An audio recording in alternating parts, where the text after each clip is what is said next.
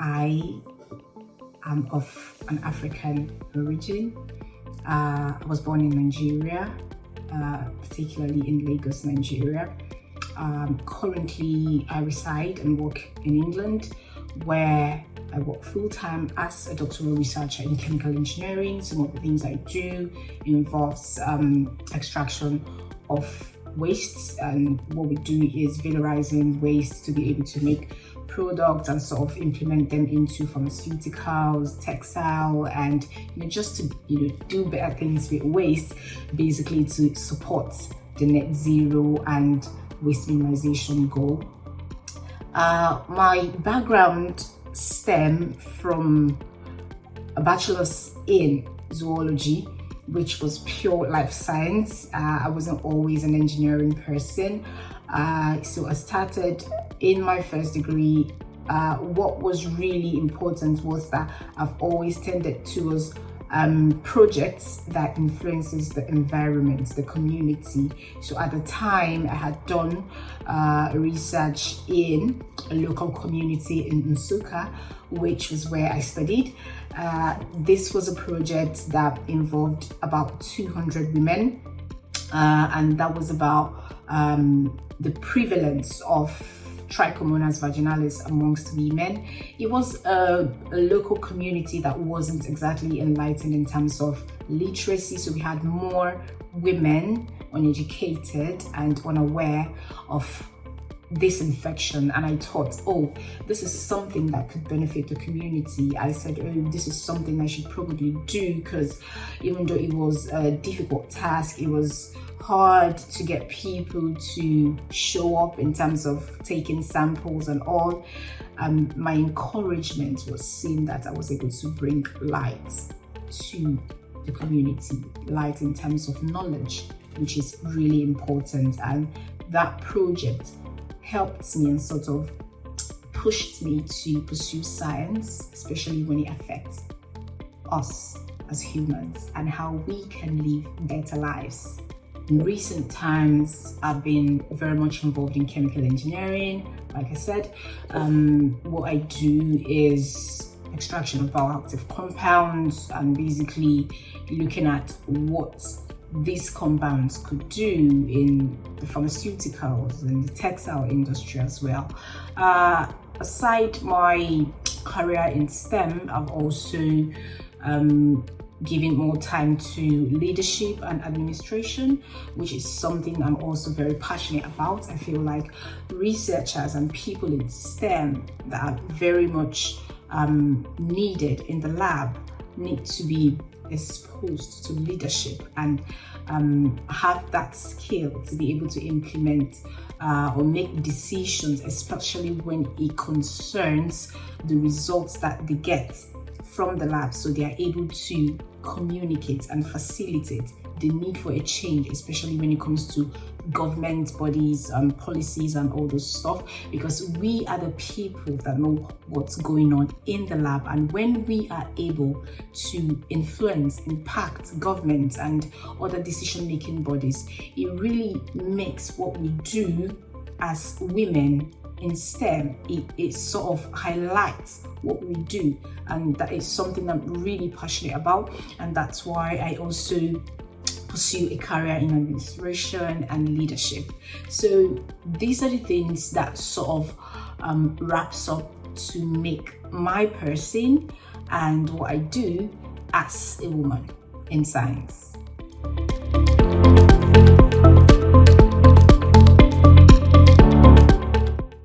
Women are transforming STEM industries in ways that are innovative, impactful, inspiring.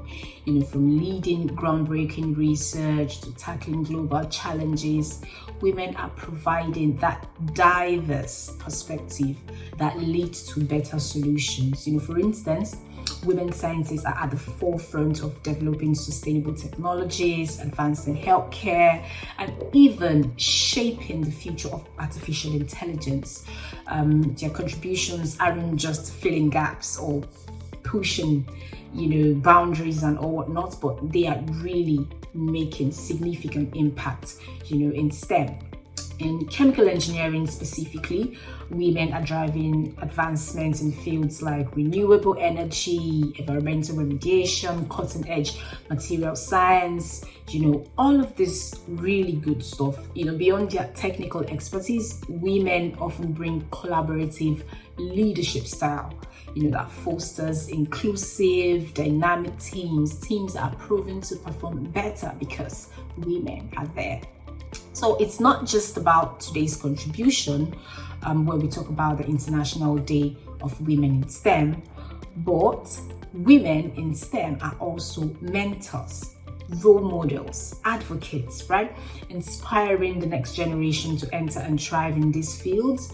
And we can see that the ripple effect of their impact is enormous. When women lead in STEM, they don't just shape industries, they shape a future that is more innovative, that is more equitable and more sustainable for everyone.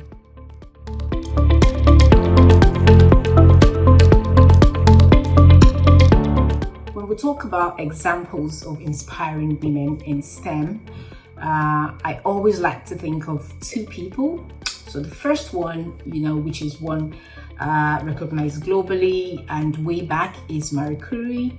Very popular one, though it's a really old example. It's a really early researcher. She's a really early researcher. So Marie Curie was the first woman to win a Nobel Prize and the only one to win in two fields, and that's physics and chemistry.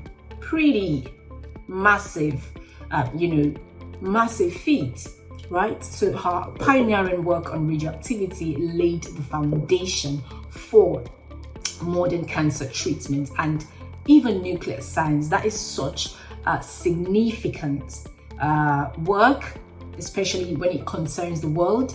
It's such, it's like a mark that never leaves. Such significant progress that she has done, such significant work, and that has come to stay. So these are the things that women have the ability to do. And even in current days, in recent days, we've seen people push beyond what they think women could do, and we are really doing a massive job affecting the world.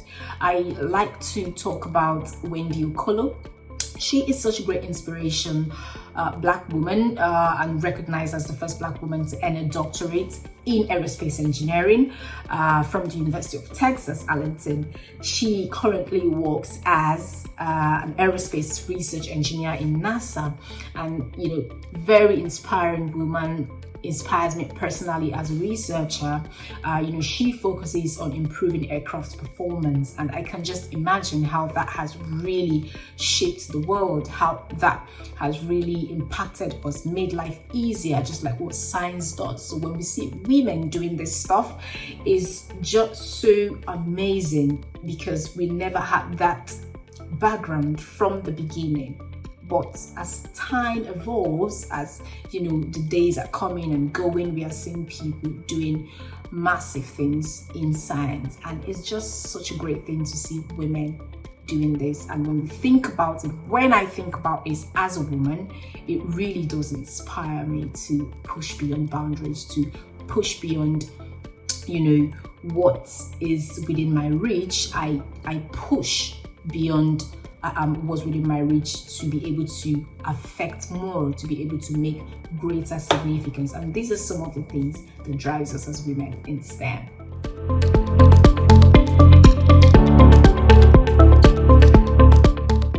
I like to talk about a powerful statistics that come from 2020 McKinsey and Company reports, which found that companies in the top quartile for gender diversity, especially on executive teams, were 25% more likely to outperform on profitability compared to those in the bottom half the quartile.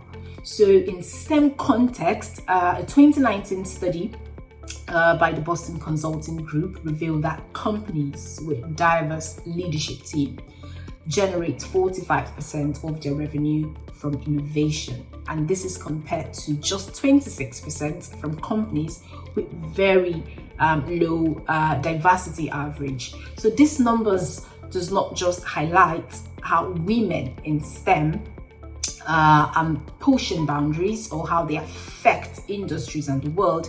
It also emphasizes women in leadership. So women in STEM are not just researchers or scientists, they are leaders, and they aren't just closing gaps, they are driving results and pushing industries to innovate at unprecedented levels. We see diversity isn't just the right thing to do, it is the smart thing to do.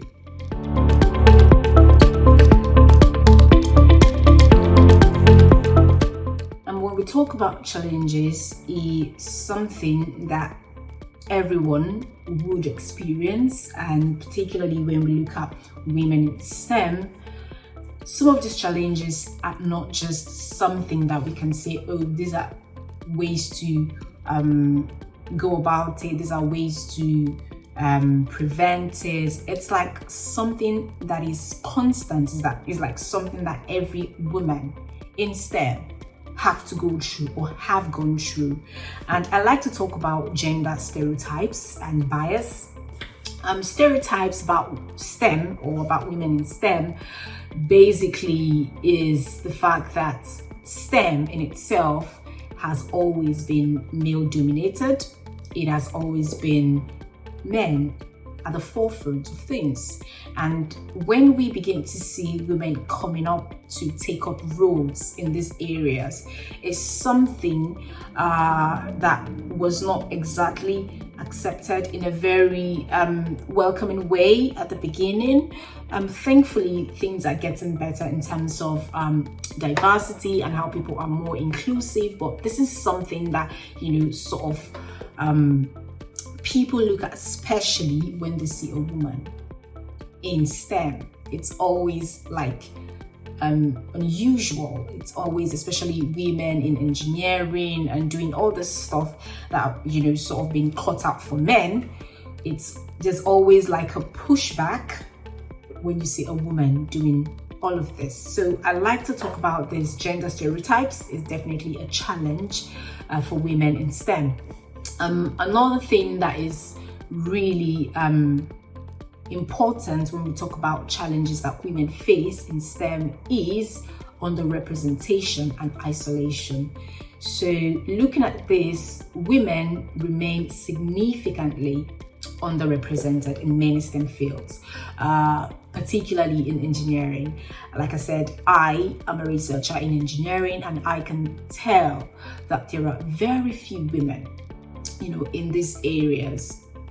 Earlier, it's been mostly dominated by men, although women are starting to put their foot forward in terms of picking up engineering roles, but this is something that is still very low. Particularly, we look at leadership roles, engineering, like I said, technology sector. For example, only 28% of the global STEM workforce consists of women, and that's really low. That's a very heartbreaking statistics, if I would say, because 28% is really low when we're speaking of a global population. Being the only woman in the room can lead to feelings of isolation. It could lead to lack of support and exclusion from critical networks, important networks, just because I'm a woman, and there's going to be other responsibilities that want to be given to you, excluding the leadership roles because we have men there, and that is not a very encouraging thing. Definitely something that happens in different sector, so it is a challenge for women in STEM. I'll also like to talk about work-life balance and family responsibilities. As a woman and as a Christian, taught in the ways of God the Father, Jesus Christ as Savior, and I believe in the biblical standpoint of a woman or a wife in a home and her responsibility when it comes to the family, I believe that she has a place in the home, a very important place. Now, this there's like a challenge for women in STEM, because most times they are unable to balance work and life. Now, work-life balance and family responsibilities is really, really important. And this is something that comes as a challenge for women in STEM. You see, STEM careers often demand long hours and significant travel. And personally, I do up to 6 international travels within space of 3 months, sometimes 5 months, basically running experiments. When we have projects with international collaborators, we have to sort of move from a country to the other to sort of do experiments, compare results, and all this stuff. All this really important stuff happen for women in STEM like myself, and this can be difficult to manage alongside caregiving responsibilities. I can sort of think of women with children, women, with partners, and how they're supposed to support their family. And having this career as something that they love, something that you do, is also a challenge, definitely a challenge that women face in STEM. Many workplaces lack family-friendly policies, and that is sadly true, such as a maternity leave, a parental leave, flexible schedules, or affordable childcare. These are some of the things that could sort of water down the challenges that we face as women in STEM. So if this can be put into consideration in workplaces, maybe government policies get to do more in these areas, I think it would encourage women to put their foot forward and choose a career in STEM. Another challenge I'd like to talk about is lack of role models. There aren't so many mentors. There aren't so many women to look up to in terms of STEM, and women that have done so much. I talked about Wendy Okolo, an African woman that's really doing great in her field as an engineer. And of course, there are other people, and in recent times, many researchers like myself are contributing to the body of knowledge. So one of the challenges that we have is that we never had early mentors. In the earlier days, there were not many mentors, there were not many role models. The scarcity of visible, successful women in STEM can make it a bit harder. It can make it a bit harder for young girls to envision themselves, in these roles without mentors. Women in STEM may struggle to navigate challenges and career advancement. And this is such a significant challenge, I would say. It's a significant challenge.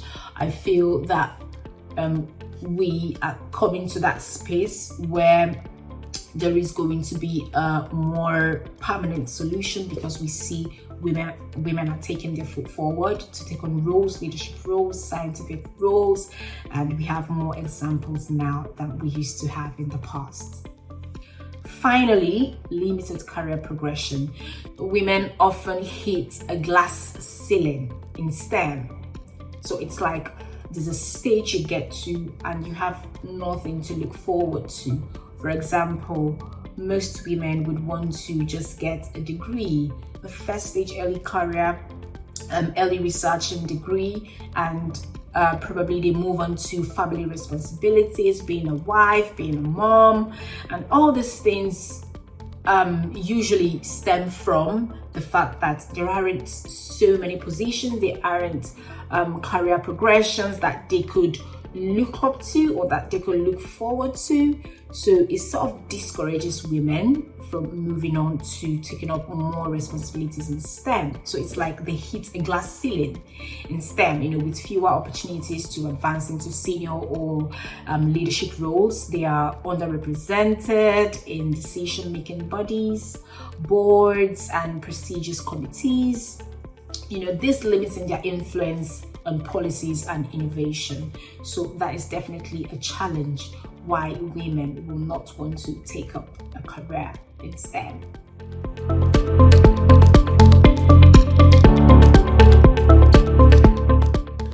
So as a researcher in chemical engineering, just like the examples I've given, is not outside my experience in terms of challenges, but I'd like to talk about one that is really specific to me.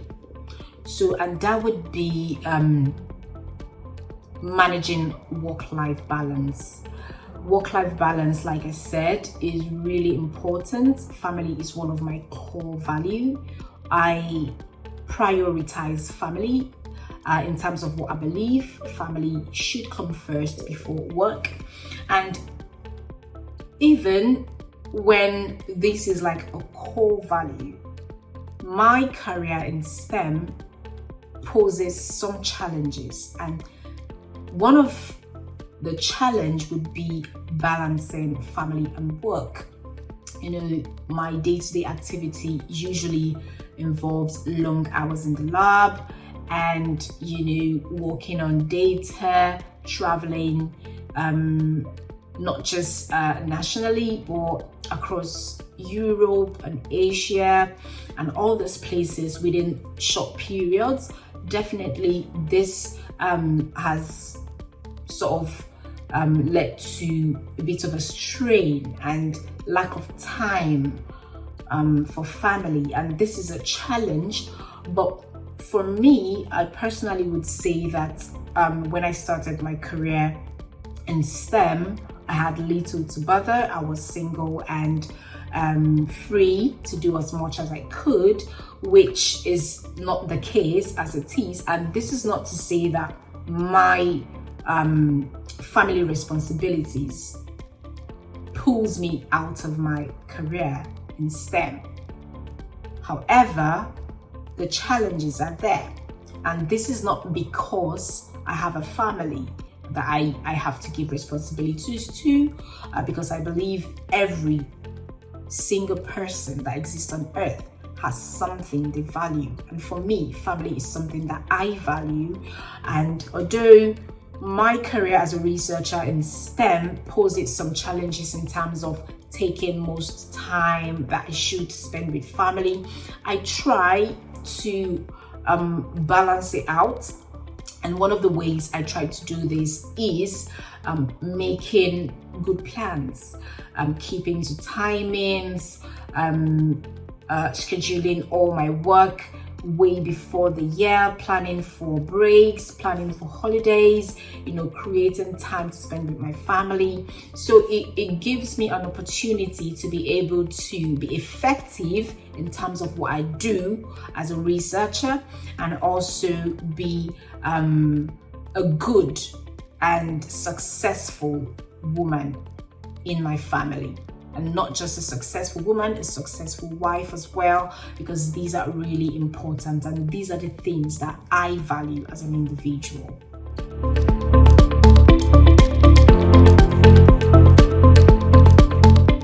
I think it is such an important thing to talk about.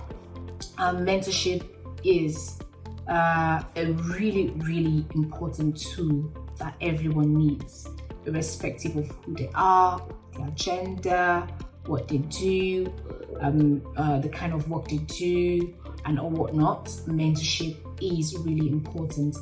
Personally, mentorship has been a very important tool in navigating my role as a woman, my responsibilities as a wife, and my role as a researcher in the engineering space and in my career. It really has helped me because I'm able to rub minds with my mentors. I'm able to talk about the challenges that I face, and they're able to provide solutions, ways that I could walk around the challenges that I face as a woman in STEM. I've also been able to pick up inspiration from role models and look at their example, because they've walked paths that I'm planning to walk through. So I see someone that is at their 40th year in research, and they are successful, and a woman with family. This is an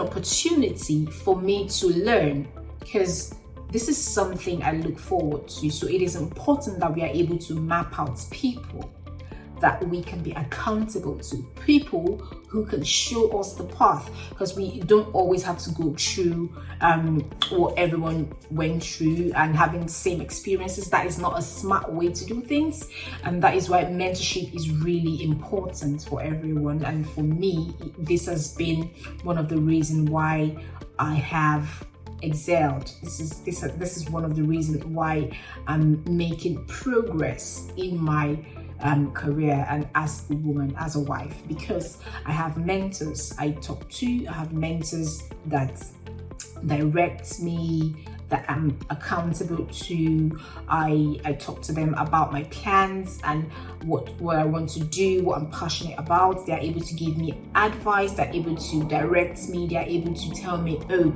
this is the best way to do this piece. You have to take a deep breath, you have to slow down a bit. They're able to pick up intelligently, right? They're able to pick up these things that we probably might not be able to see, especially because we are in the moment, and sometimes we are over ambitious, right? Sometimes we want to do certain things that we should do later. Sometimes we want to do later certain things we should do now. So mentors are able to see, right? They're able to see these things, they're able to pick these things because they are experienced, right?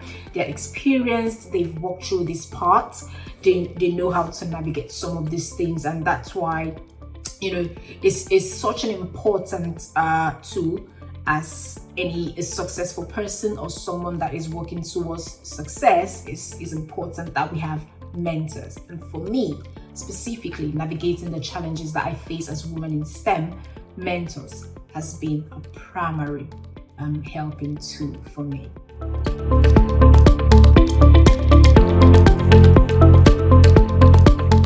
It's really important to know that mentorship is really underemphasized, because that is a primary tool for anyone, and especially for young girls, because we have a history.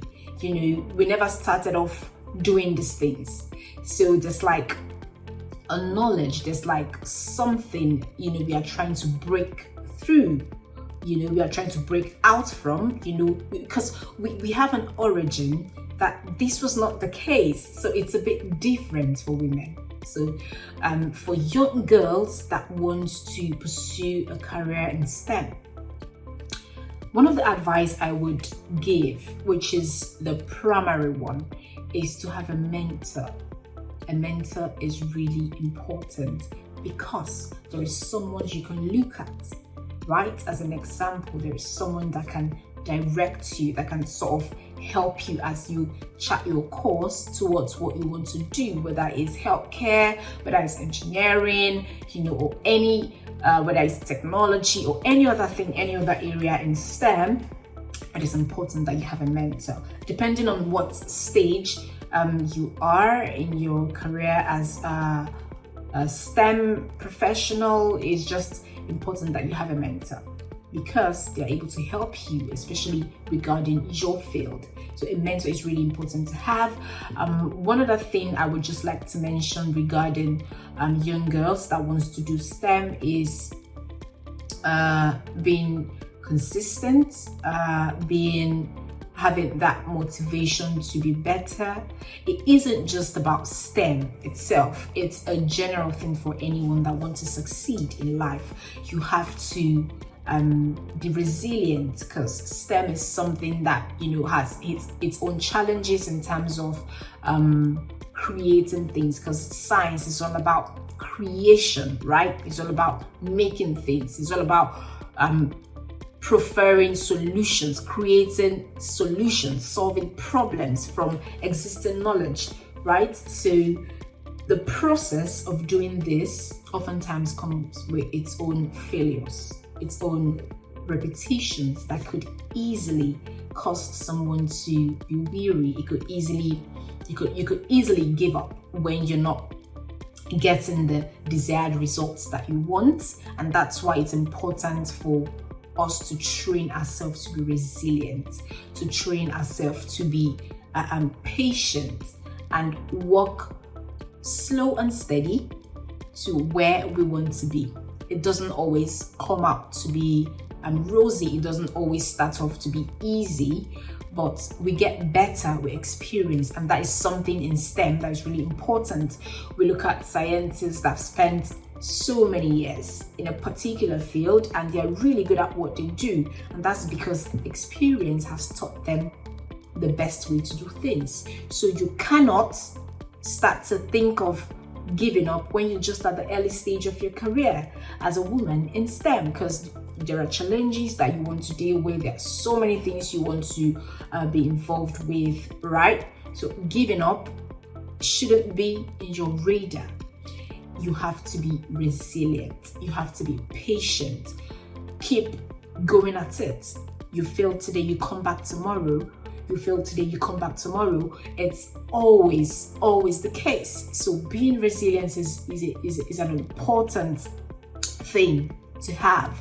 And although it might not be easy to come by, when we have mentors, again, the importance of mentors, when we have mentors, they can serve as a source of encouragement, as a source of motivation, especially when we are at our low moments.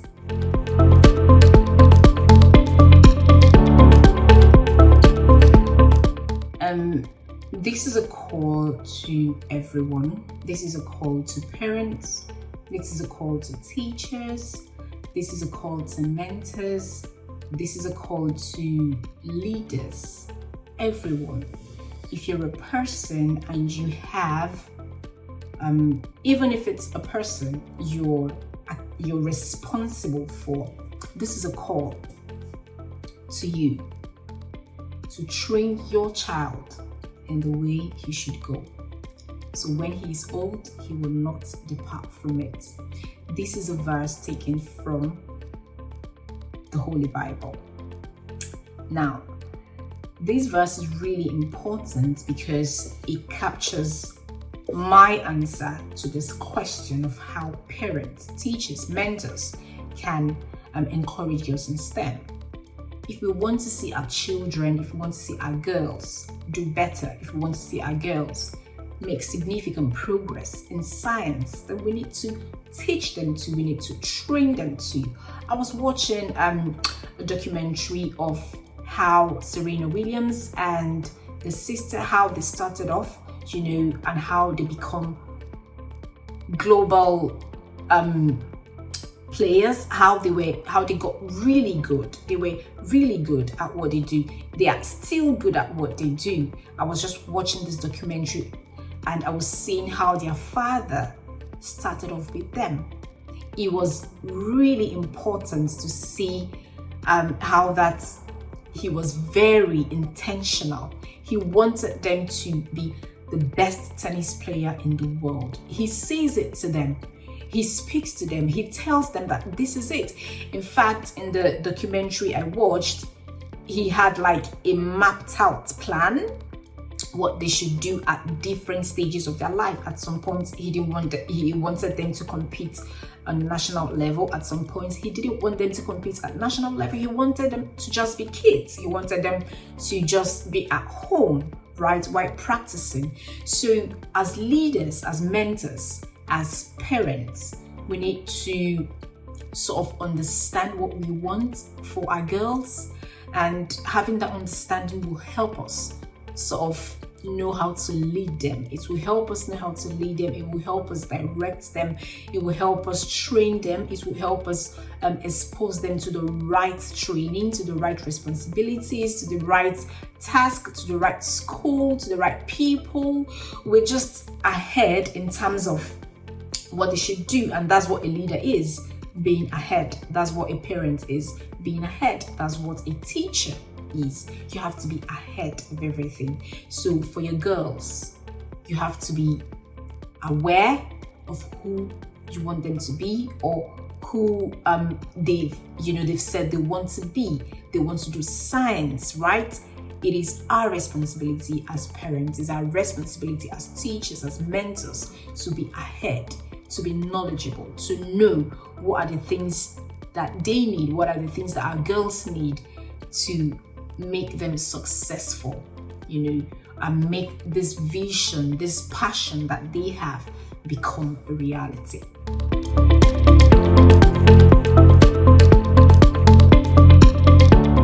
It really just depends on what stage you're at. And when we're looking at a young girl, typically to start a STEM career would mean starting off with courses like physics, chemistry, biology, doing well in your maths, doing well in your physics, and all of the science courses. It really is just as simple as taking all your science courses very seriously and excelling in them, because that's like the basics, that's the foundation.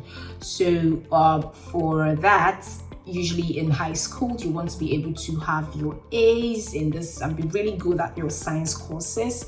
And when we move on to degree level, basically you want to be able to pick on courses or subjects in science, and that could include healthcare, engineering, technology, artificial intelligence, and any course in science that you think you want to do. I personally would advise going for something that is your strength, something that you're good at, something that you love, because in the future, in the long run, passion is one thing that will really fuel your exhaustion in a positive way, right? Because like I said, science is something that requires resilience. So we want to do what we love so that when we are exhausted, we think about what we love, and there's like an inner strength to do it. So I encourage women, young girls that want to do science, to pick on something that they love. There are so many things that you can do in STEM. Like I said, you could cut across healthcare, social work, engineering, technology, artificial intelligence, analysis, and or whatnot. Things that you can do to affect the world, things you can do to affect society, things you can do to contribute to the body of knowledge. So many things you can do as a young person in STEM. So picking a STEM course, picking a STEM subject is like the basic, the beginning, and be good at it. Enjoy it. Let it be something that you love, because you will need that passion in the long run. Because when it gets tougher, when it gets hectic, when it gets exhausting, your love for the subject will sustain you. It will keep you. It will help you to navigate what you want to do. It is also important that you have your purpose in place. Why are you doing what you're doing? Your purpose is really important, because that is what drives you. And oftentimes what we love is tied to what our purpose is. Oftentimes they both align, not all the time, or maybe not at the beginning, but most times they align. And we see that when we do these things, it is easier for us to tackle anything, especially if it's something that we love and something that we enjoy.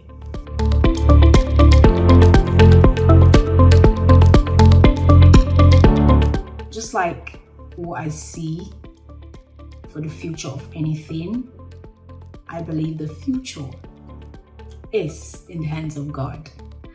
I believe that what tomorrow will be solely depends on what God wants it to be.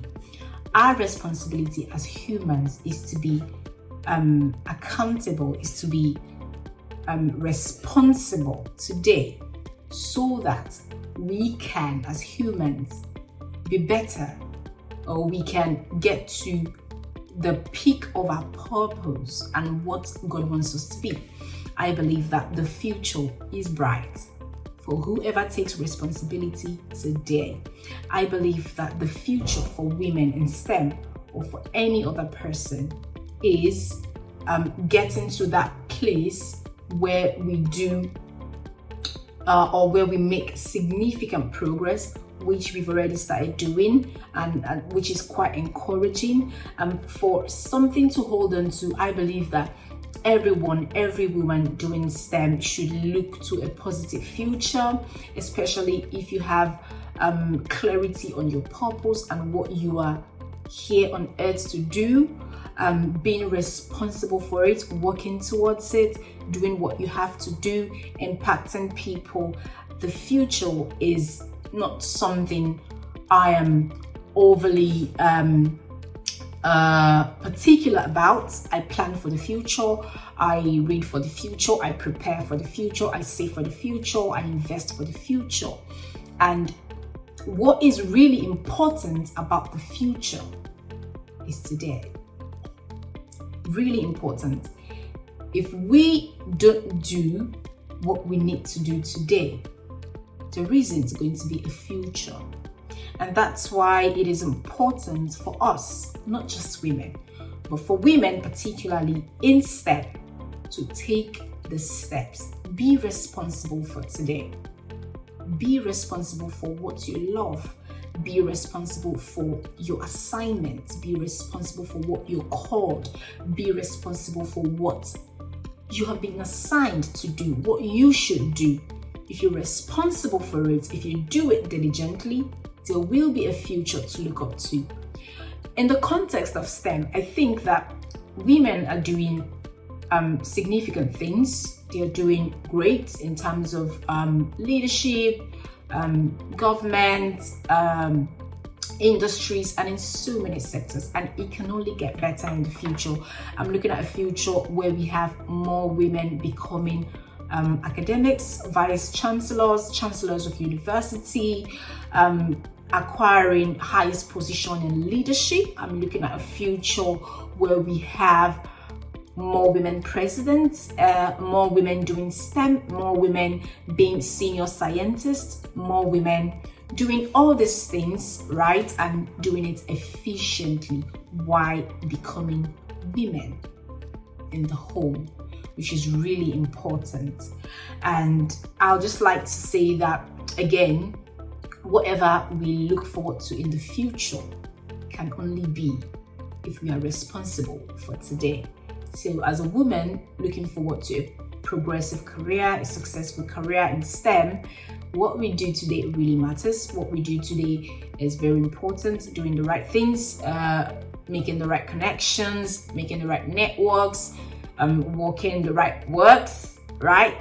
Doing all these things right today is very important because we want to have a good future. So today is important for women. So when we talk about how we can create opportunities for women to lead in STEM, I just like to say that it is a responsibility of everyone. Leaders, teachers, parents, mentors.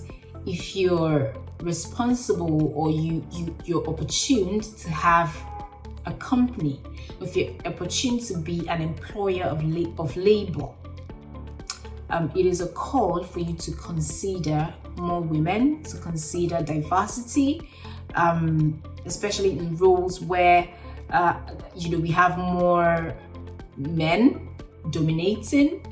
We want to give women a chance. It is time to give women a chance to tap their potential. It is time to give women a chance to take a go at things. It is time to give women a chance to be anything that we ourselves want to be. It is time to give women a chance to be more than just, their roles as women at home. It is it is time to give women a chance to take on leadership roles, to be responsible for managing organizations, making decisions, and or whatnot. That is our responsibility, and we as employers of labor can take this as a call. We can take it as a call. We can take it as something we want to look forward to and work towards bringing women into those spaces, because we give them the opportunity to explore. We give them the opportunity to show forth their potential. And I tell you, there are so many potential in women.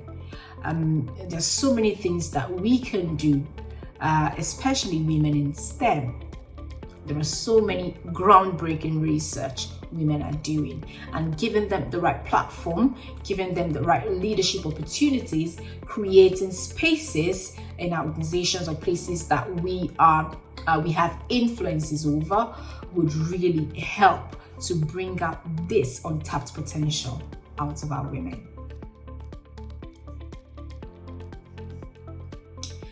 So how do I think technology is shaping new opportunities for women in the field? This is really interesting and quite fascinating, because in today's world, we've seen how artificial intelligence is in the rise. So many tech roles, so many data analytics roles, so many roles in tech and science. We talk about computational STEM. This is something that is obtainable in today's world. And why I am particularly happy, why I'm particularly elated about this, is because this is an opportunity for more women to come into the space. Oftentimes, we talked about challenges that women face, and which is balancing work and life. As a woman, we have responsibilities at home, right? And we want to be able to do STEM, we want to be able to pursue our career.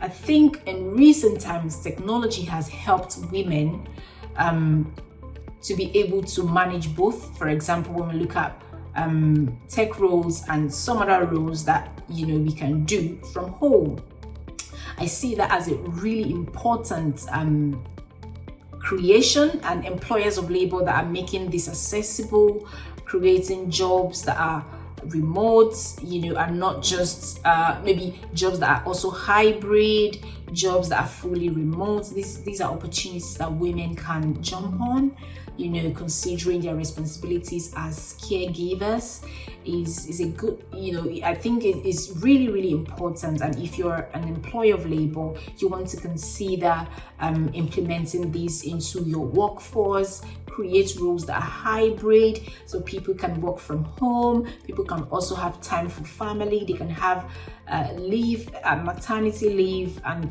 what they need. These are things that will really encourage women to go at it, to go at their career. Because sometimes when you think about the sacrifice your family have to make because of your career, it can be discouraging to put your foot forward. It can be discouraging for women to do what they want to do, to go forward, to do more, to take bolder steps in their career, just because they don't want to make that sacrifice. They value family. So if we have more employers, we have government and other decision-making bodies creating work roles where women can work hybrid, they can work from home, they can also have time to work in their workspace. We have enough time given for maternity leave. Some of these things will encourage women to give a go at their career, especially women in STEM.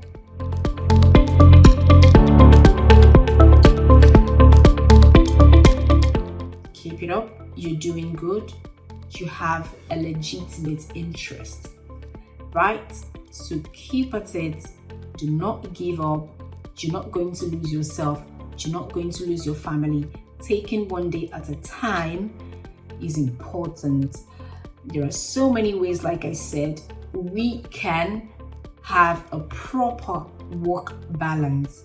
And having a mentor guide us, being exposed to the right things can give us, a softer foundation, and it helps us to plan.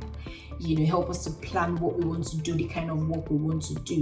So I'm just going to say, keep it up, keep your aspirations coming, be encouraged, be motivated, draw inspiration from people that have walked the paths that you've walked, and reach out to people, for mentorship.